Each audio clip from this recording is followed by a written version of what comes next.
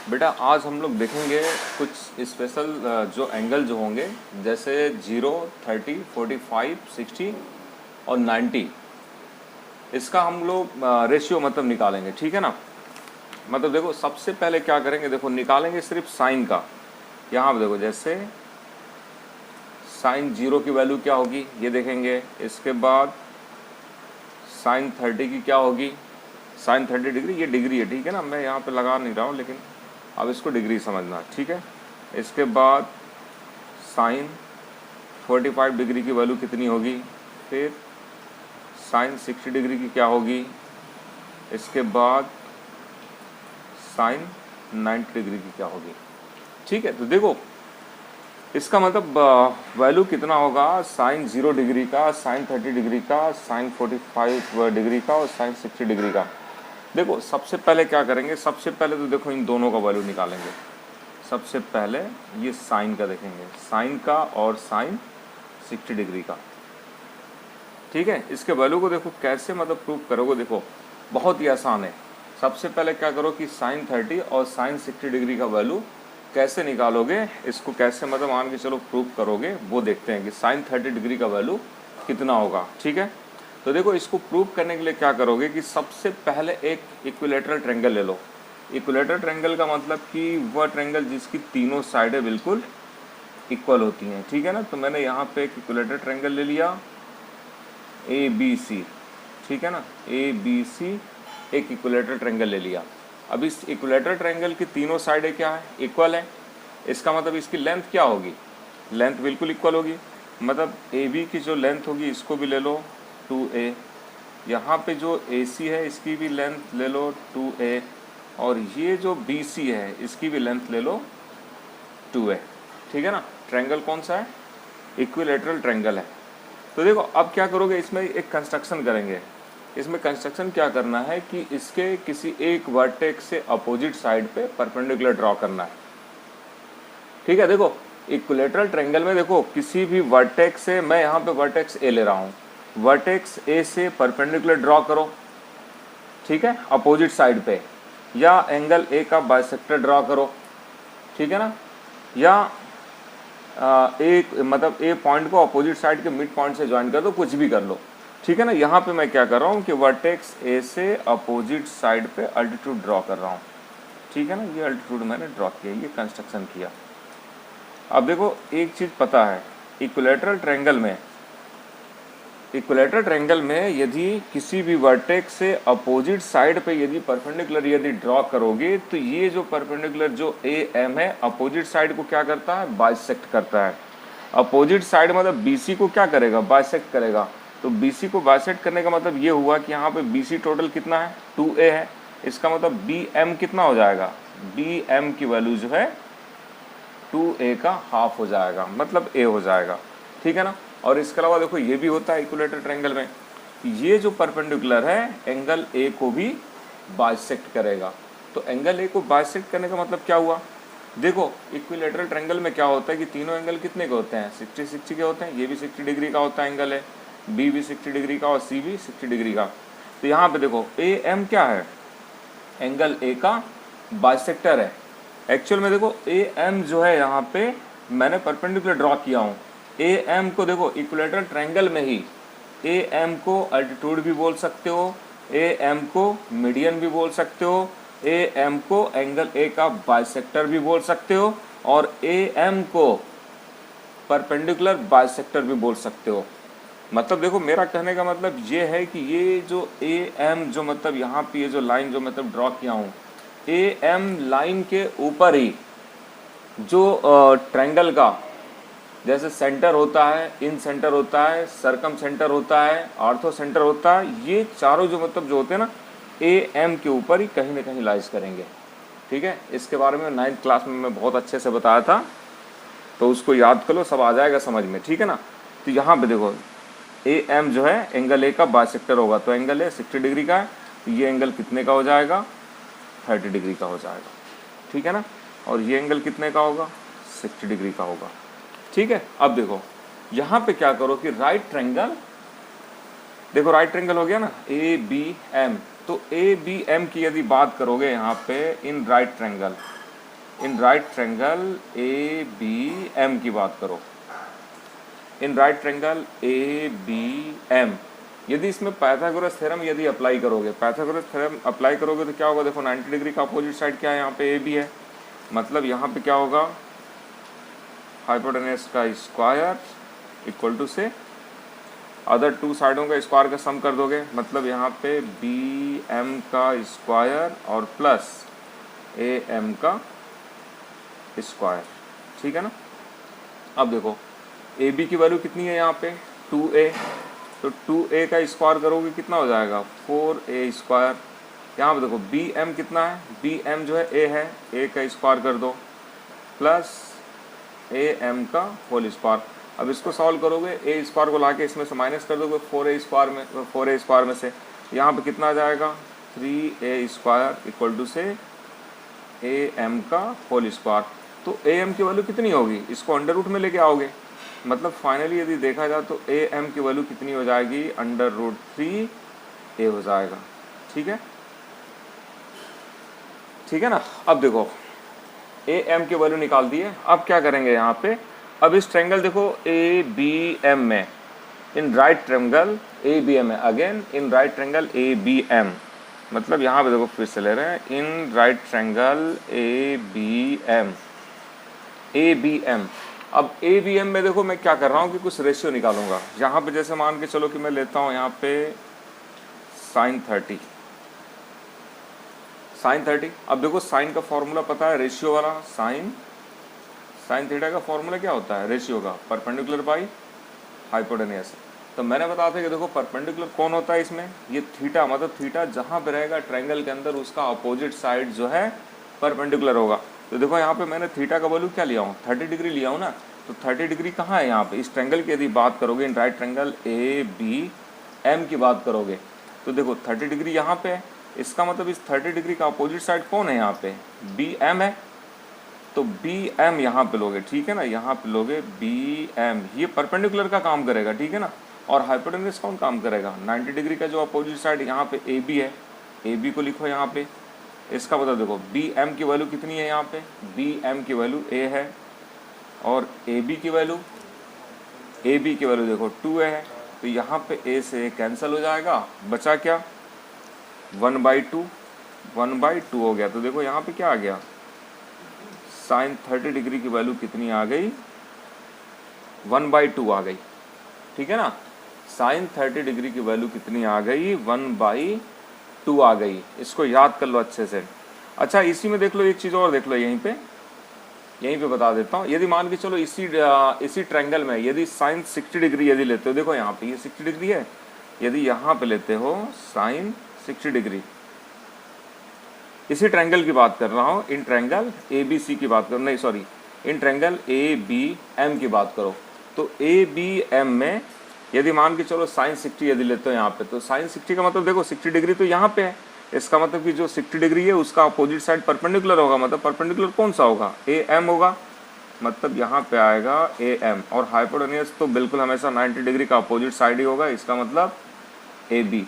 अब देखो यहाँ पे ए एम की वैल्यू कितनी है, ए एम की वैल्यू यदि देखोगे अभी निकाले यहाँ पे, देखो ए एम की वैल्यू जो है यहाँ पे √3a है यहाँ पे, ठीक है ना, √3a, और हाइपोटेन्यूस कितना है 2a, ये 2a हो जाएगा, a से कैंसिल हो गया, ठीक है ना, तो देखो कितना आ गया वैल्यू, यहाँ पे आ गया √3/2, किसकी वैल्यू आ गई साइन 60 डिग्री की, ठीक है। ये दोनों वैल्यू को देखो मैंने निकाल लिया यहाँ पे, मतलब देखो साइन 30 की वैल्यू कितना निकाला, साइन 30 की वैल्यू देखो यहाँ पे 1/2 है यहाँ पे, ठीक है ना, 1/2 है, साइन 30 डिग्री की वैल्यू 1/2, यहाँ पे मैं लिख देता हूँ साइन 30 डिग्री की वैल्यू कितनी है 1/2, साइन 60 डिग्री की वैल्यू कितनी है √3/2 आ गया, ठीक है, ये आ गया होगा समझ में। अब देखो इसके बाद किसका वैल्यू बचा, देखो साइन 0 का भी बचा, और इसके बाद साइन 45 और साइन 90 का भी बचा, ठीक है ना, दो वैल्यू और निकालना है। तो देखो इसके बाद मैं क्या कर रहा हूँ, साइन 45 का निकाल रहा हूँ। साइन 45 का निकालने के लिए क्या करना पड़ेगा कि राइट ट्रायंगल लेना पड़ेगा इसमें साइन 45 का निकालने के लिए, ठीक है ना। देखो इन दोनों से क्या निकल गया, यहाँ तो इन दोनों से मतलब मान के चलो कि साइन 30 और 60 डिग्री का वैल्यू निकाल लियो कितना होगा। अब यहाँ पे देखो किसका निकालोगे, साइन 45 का। तो 45 का निकालने के लिए क्या करो कि इसमें आइसोसेलेस राइट ट्रायंगल लो। आइसोसेलेस राइट ट्रायंगल का मतलब देखो मैं आइसोसेलेस राइट ट्रायंगल ले रहा हूँ ए बी सी, मतलब देखो यहाँ पे ए बी और बी सी ये दोनों साइडें जो है ना इक्वल लेना है। मतलब देखो यदि बी सी एक्स है तो यहाँ पे ए बी भी कितना होगा, एक्स होगा, ठीक है ना। यहाँ पे बी सी एक्स है तो ए बी भी कितना होगा, एक्स होगा। तो बाई पाइथागोरस थ्योरम से ए सी की वैल्यू कितनी होगी, ए सी की वैल्यू जब यहाँ पे निकालोगे, ए सी का वैल्यू पाइथागोरस थ्योरम जब अप्लाई करोगे तो ए सी का स्क्वायर इक्वल टू से ए बी का स्क्वायर प्लस बी सी का स्क्वायर, ठीक है। तो यहाँ पे देखो ए बी कितना है एक्स स्क्वायर, सपोज कि हो बी सी को भी एक्स स्क्वायर, ये कितना हो जाएगा 2x स्क्वायर। इसका मतलब ए सी की वैल्यू कितनी हो जाएगी √2x स्क्वायर। तो देखो x तो बाहर निकल जाएगा अंडर रूट से, √2x, ये किसकी वैल्यू आ गई, ए सी की वैल्यू आ गई, ठीक है ना। यहाँ पे देखो ए सी की वैल्यू निकल गया है, यहाँ पे ए सी कितना आया √2x आ गया ए सी का वैल्यू, ठीक है। अब देखो यहाँ पे क्या करोगे, देखो यहाँ पे जब ये दोनों साइड इक्वल होंगी, यहाँ पे मैंने बताया कि ये जो ए बी सी जो है आइसोसेलेस राइट ट्रायंगल है। तो आइसोसेलेस राइट ट्रायंगल का मतलब ये होगा कि जब ये दोनों साइडें जब इक्वल हैं, इसका मतलब कि इन दोनों के अपोजिट एंगल भी तो इक्वल होंगे। तो ये एंगल जो है ये तो 90 डिग्री का है, और ये जब दोनों एंगल जब आपस में इक्वल होंगे, इसका मतलब वैल्यू कितना होगा 45, ये भी 45 होगा और ये भी 45 होगा, ठीक है ना। तो इस ट्रायंगल में क्या करो, इस ट्रायंगल में क्या करो कि मतलब किसी को भी ले लो, साइन 45 में यहाँ से ले रहा हूँ, ठीक है ना। ये देखो साइन 45 में ले रहा हूँ, साइन 45 जब भी लोगे फॉर्मूला मतलब पता है, ये फॉर्मूला क्या होता है, साइन थीटा इक्वल टू से परपेंडिकुलर बाई हाइपोटेन्यूज। ये फॉर्मूला इसके पहले वाले वीडियो में बता चुका हूँ, ठीक है ना। तो देखो साइन 45 डिग्री का वैल्यू कैसे निकालोगे, देखो यहाँ पे 45 डिग्री का एंगल ले रहा हो, यहाँ पे जो भी एंगल मतलब शो करोगे साइन के साथ में, उसका अपोजिट साइड परपेंडिकुलर होगा। तो परपेंडिकुलर यहाँ पे ए बी होगा, और हाइपोटेन्यूज तो बिल्कुल ऑलवेज 90 डिग्री का अपोजिट साइड होगा। तो यहाँ पे ए सी होगा, ठीक है ना। तो देखो ए बी की वैल्यू कितनी है, यहाँ पे एक्स है, ए सी की वैल्यू देखो अभी फाइंड किया हो, यहाँ पे कितना फाइंड किया हो √2x फाइंड किया हो, ठीक है ना, √2x फाइंड किया हो। एक्स को कैंसिल कर दो, कितना आया 1/√2, ये हो गया साइन 45 की वैल्यू, ठीक है ना। इस तरह से बहुत ही आसानी से निकाल सकते हो, ठीक है ना। वैल्यू याद करने के पहले इसको निकालना सीखो कि किस तरह से निकालते हैं, ये सीखना बहुत ज़रूरी है। एक बार सीख जाओगे तो ज़िंदगी में कभी भूलोगे नहीं, और जो लोग रटते हैं वो ज़िंदगी में कभी भी भूल सकते हैं, ठीक है। इसलिए इसको इस तरह से समझने की कोशिश करो, कॉन्सेप्ट जो है ना पूरा का पूरा क्लियर होना चाहिए। तो देखो मैंने यहाँ पे साइन 45 का भी निकाल दिया, साइन 45 का कितना आ गया 1/√2 आ गया। अब देखो अब क्या बच गया, अब यहाँ पे बच गया साइन 0, ठीक है ना। साइन 0 और साइन 90 दो वैल्यू बच गया। तो देखो साइन 0 का तो देखो बिल्कुल फिगर बना के निकाल सकते हो, इसको समझना जरा ध्यान से, नहीं तो ये समझ में नहीं आएगा कि कैसे आ गया। देखो इसको प्रैक्टिकल करके मतलब निकालोगे। यहाँ पे देखो बता रहा हूँ, जैसे यहाँ पे मान के चलो कि मैंने यहाँ पे एक राइट ट्रायंगल लिया, ठीक है ना, ध्यान से समझो नहीं तो समझ में नहीं आएगा। ये मैं यहाँ पे एक राइट ट्रायंगल ले रहा हूँ, राइट ट्रायंगल लिया मैंने यहाँ पे ए बी सी ले लिया। अब जैसे मान के चलो यहाँ पे जैसे कोई भी एंगल है, जैसे ये थीटा है, ठीक है ना, ये एंगल मतलब थीटा है, और यहाँ पे जैसे साइन की वैल्यू निकालते हो, यहाँ पे देखो ये साइन थीटा इक्वल टू से क्या होता है परपेंडिकुलर बाई हाइपोटेन्यूज। तो देखो परपेंडिकुलर इसमें कौन होगा, ए बी होगा, मतलब ए बी बाई ए सी होगा, ठीक है ना। अब देखो मैं इसमें क्या कर रहा हूँ, यदि मान के चलो कि थीटा की वैल्यू को यदि डिक्रीज करते हो, ठीक है ना, मतलब ये जो सी ए जो है, ठीक है ना, ये जो पॉइंट ए जो है ना, पॉइंट ए को क्या करो कि बिल्कुल बी की तरफ लेके जाओ। जैसे मान के चलो कि मैं यहाँ पे लेके आता हूँ, फिगर को देखो अच्छे से, ये मान के चलो मैं यहाँ पे लेके आ जाता हूँ ए को, तो ये क्या होगा, देखो ये थीटा की वैल्यू क्या होगी, डिक्रीज हो रहा है कि नहीं हो रहा है। मान के चलो मैं पॉइंट ए को और यहाँ पे लेके आ जाता हूँ, देखो थीटा की वैल्यू क्या हो रही है, ये बिल्कुल डिक्रीज हो रही है। मान के चलो मैं यहाँ पे लेके आ गया, इस ए को यहाँ पे मतलब लेके आ गया, देखो थीटा की वैल्यू क्या हुई, और भी डिक्रीज हो गई। मान के चलो कि ए को यदि बी के ऊपर ला के रख देता हूँ तो क्या होगा, थीटा की वैल्यू क्या हो जाएगी 0, और यहाँ पे देखो लेंथ किसकी मतलब डिक्रीज हो रही है। देखो यहाँ पे थीटा को जब भी डिक्रीज करोगे तो साथ में ये जो लेंथ है जो ए बी है ना, ये भी डिक्रीज हो रहा है। जैसे मान के चलो ए को लाके यहाँ पे रख दिए तो देखो ये लेंथ इतनी हो गई। यदि ए को उठा के यहाँ पे कर दो तो लेंथ देखो इतनी रह गई। यदि ए को यहाँ पे रख दो तो देखो ये परपेंडिकुलर, देखो परपेंडिकुलर में डिक्रीजिंग हो रहा है कि नहीं हो रहा है। तो परपेंडिकुलर क्या होगा, डिक्रीज होते होते वो क्या हो जाएगा, लगभग जीरो के इक्वल हो जाएगा। लेकिन देखो एक चीज ध्यान दो, देखो क्वेश्चन दिमाग में ये उठेगा, आप ये पूछोगे कि सर आप ये बताओ कि यहाँ पे जब इस एंगल को आप जीरो कर दोगे तो फिर ये ट्रायंगल कहाँ से बनेगा, ट्रायंगल तो बनेगा ही नहीं। बेटा देखो इसमें क्या है कि ये जो जीरो जो होता है ना वो एक्चुअल में पूरा का पूरा जीरो नहीं होता है, ये 0.000000001 होता है, ठीक है ना। तो 0.001 का मतलब वो तो अप्रॉक्सीमेटली मान के चलो कि जीरो के इक्वल हो गया ना, उसको तो मानना ही पड़ेगा कि जीरो के इक्वल हो गया। और ये जो साइड जो होती है जो बिल्कुल डिक्रीज हो जाती है ना, इसकी लेंथ भी बिल्कुल उतनी ही होती है, 0.00001 ऐसा लिया जाता है, ठीक है ना। तो ये लगभग मान के चलो कि ए बी की जो लेंथ हो जाएगी वो जीरो हो जाएगी। अब उसके बाद ए सी कुछ भी रहे वैल्यू कितना आएगा, जीरो। इसका मतलब साइन जीरो की वैल्यू कितनी आएगी, जीरो आएगी, ठीक है ना। साइन जीरो की वैल्यू जीरो आएगा, यहाँ पे साइन जीरो की वैल्यू जीरो लिख दो। अब देखो इसके बाद अब देखो साइन 90 की बता रहा हूँ। साइन 90 का भी देखो यही डायग्राम में देख लो, बहुत अच्छे से आ जाएगा समझ में, ठीक है ना। यही डायग्राम बना के मैं बता रहा हूँ, देखो यहाँ पे इस डायग्राम को यहीं पे समझने की कोशिश करो। साइन 90 का वैल्यू भी डायग्राम से ही आएगा। देखो ए बी सी यहाँ पे मैंने एक राइट ट्रायंगल ले लिया हूँ। अब यहाँ पे क्या कर रहा हूँ, ये मान के चलो कि यहाँ पे जैसे मान के चलो कुछ भी एंगल है, एंगल की बात करो, जैसे यहाँ पे एंगल जो है ना 60 डिग्री का है। अब यहाँ पे देखो जैसे मान के चलो सी को मैं बी की तरफ लेके जा रहा हूँ, ठीक है ना। इस केस में पता है ना फॉर्मूला क्या बनेगा, देखो यहाँ फॉर्मूला बनेगा वही जो भी है, जैसे थीटा मैं यहाँ कर देता हूँ, ये थीटा है, ठीक है ना।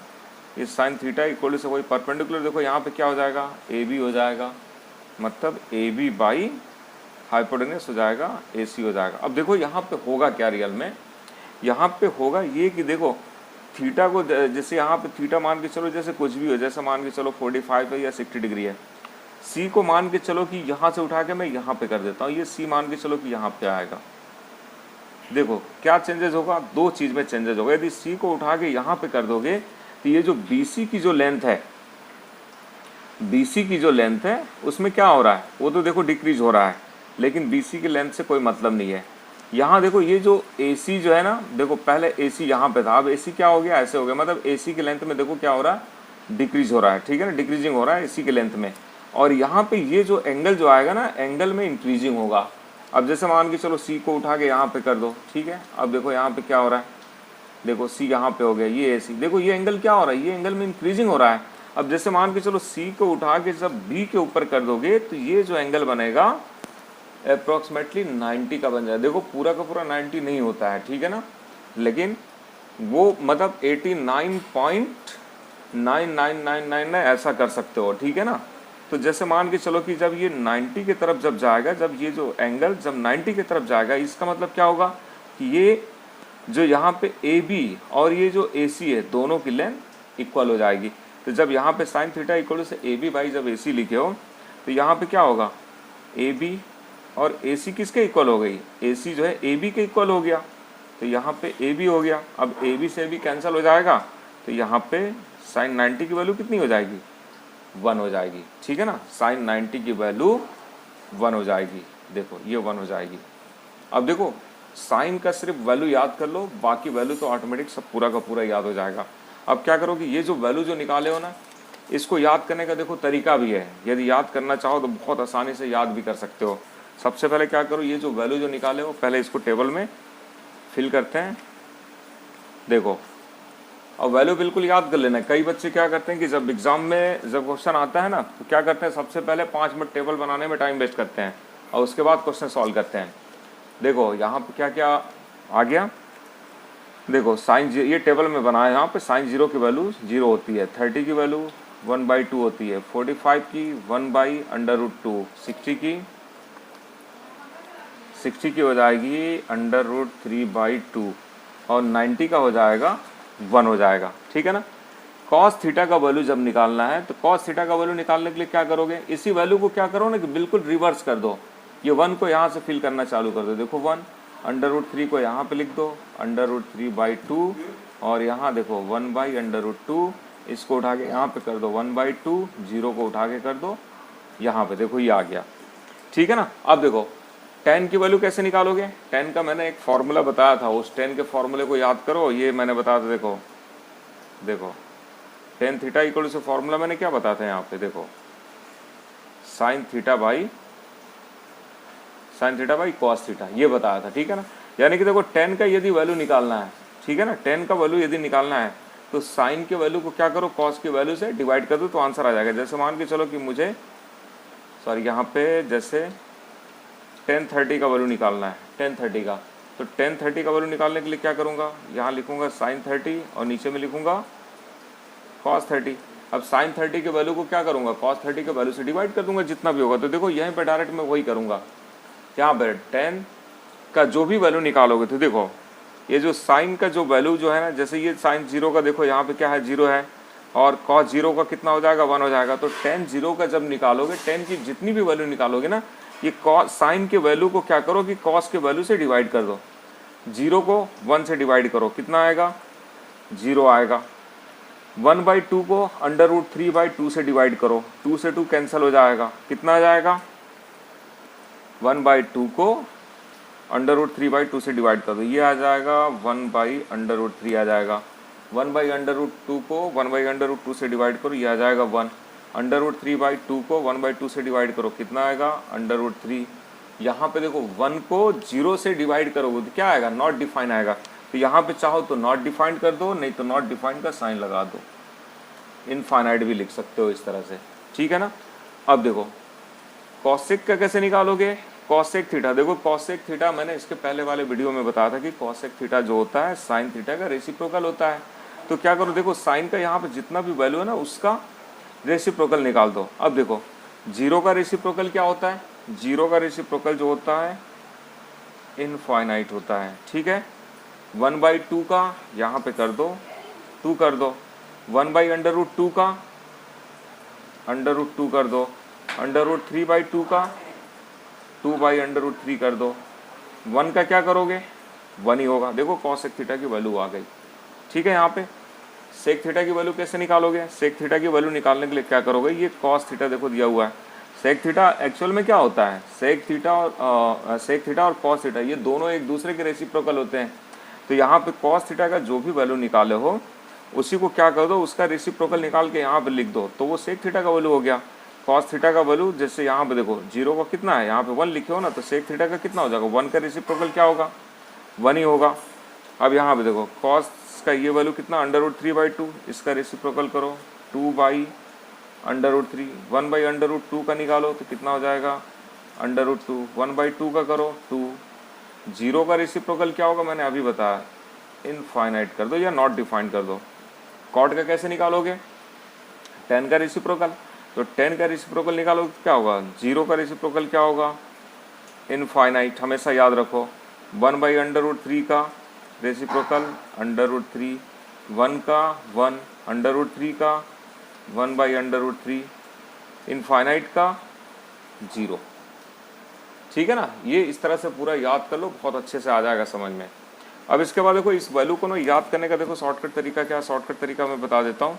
जैसे मान के चलो साइन को एक बार यहाँ पे लिख के बता देता हूँ। जैसे साइन 30 का, साइन 0 का जैसे वैल्यू निकालना है ना तो याद करना है, तो बस इस तरह से लिख दो √ के अंदर 0/4, ठीक है ना। इसको लिख दो 1/4, इसको लिख दो 2/4, इसको लिख दो 3/4, इसको लिख दो 4/4। ये साइन के वैल्यू को देखो इस तरह से याद कर लो, और जब साइन का वैल्यू आ गया तो बाकी वैल्यू तो उसी के ऊपर डिपेंड है, ठीक है ना। अब देखो इसको जैसे और लिखना चाहोगे, 0/4 का मतलब क्या होगा 0 ही होगा ना, √1/4 का मतलब क्या होगा 1/2 ही होगा।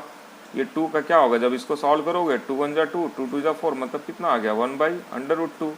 ये क्या होगा √3 वही रहेगा, 4 का स्क्वायर रूट कितना हो जाएगा 2 हो जाएगा। यहाँ 4 से 4 कैंसिल हो गया, कितना आ गया 1 आ गया। तो ये याद करने का तरीका हो गया, ठीक है। अब इसके बेस पे देखो क्वेश्चन कैसे करोगे, कुछ क्वेश्चन में बताया हूँ यहाँ पे।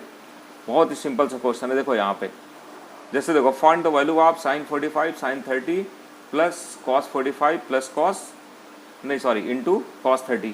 अब इसका वैल्यू क्या निकालना, बिल्कुल देखो वैल्यू पुट कर दो, सिंपल सा। देखो साइन 45 का वैल्यू देखो ये पुट कर दिए 1/√2 और साइन 30 का 1/2, फिर प्लस कॉस 45 का 1/√2, कॉस 30 का √3/2 वैल्यू पुट कर दी। और पुट करके क्या किया, बिल्कुल सॉल्व कर दिए, कोई दिक्कत नहीं है। यहाँ पे देखो एक और क्वेश्चन लिए यहाँ पे 2 sine square 30 minus 3 cos square 45 plus ten square 60। इसमें क्या करोगे, वैल्यू पुट कर दोगे। अब देखो यहाँ पे ये जो साइन स्क्वायर 30 जो दिया हुआ है ना, इसका मतलब ये होता है जो साइन स्क्वायर 30, देखो कहीं पे भी यदि स्क्वायर यदि लिखा होगा ना ऐसा, यहाँ पे देख लो, जैसे मान के चलो कि यहाँ पे जैसे साइन स्क्वायर 30 दिया हुआ है, तो साइन स्क्वायर 30 का मतलब ये होता है कि देखो इस तरह से साइन 30 का होल स्क्वायर इस तरह से होता है, ठीक है ना। जैसे साइन स्क्वायर 30 दिया हुआ है, इसका मतलब कि साइन 30 का होल स्क्वायर होता है, मतलब साइन 30 का वैल्यू कितनी होती है 1/2 और इसका स्क्वायर करोगे, ठीक है ना। तो ऐसा यदि कहीं आएगा, जैसे मान के चलो कि स्क्वायर दिया हुआ या क्यूब दिया हुआ, तो इसको इसी तरह से सॉल्व करोगे। तो ये सेकंड वाले क्वेश्चन में देखो वही दिया हुआ है 2 sine square 30 minus 3 cos square 45 plus ten square 60। मैंने क्या किया, देखो 2 को बिल्कुल वैसे ही लिखा, साइन 30 का वैल्यू पुट किया और उसका स्क्वायर कर दिया, देखो पूरा वैल्यू पुट कर दिया, ठीक है ना। अब यहाँ पे देखो 2 इंटू 1/4 माइनस 3 इंटू 1/2 आ गया।